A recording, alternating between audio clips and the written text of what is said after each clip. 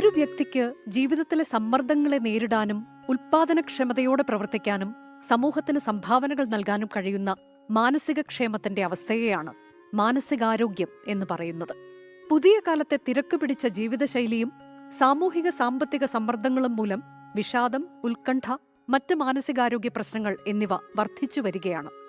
ആഗോളതലത്തിൽ 8-ൽ ഒരാൾക്കെങ്കിലും ഏതെങ്കിലും തരത്തിലുള്ള മാനസികാരോഗ്യ പ്രശ്നങ്ങൾ ഉണ്ടാകാൻ സാധ്യതയുണ്ടെന്നാണ് ലോകാരോഗ്യ സംഘടനയുടെ കണ്ടെത്തൽ.